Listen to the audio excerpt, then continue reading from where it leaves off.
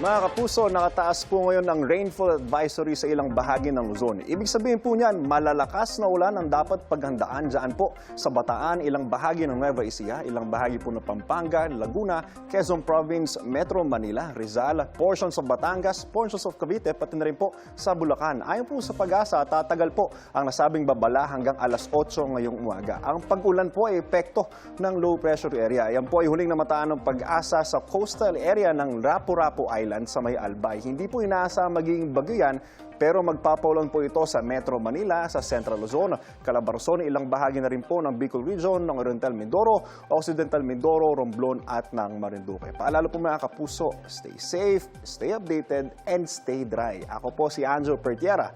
Know the weather before you go. Para Mark Safe lagi, mga kapuso.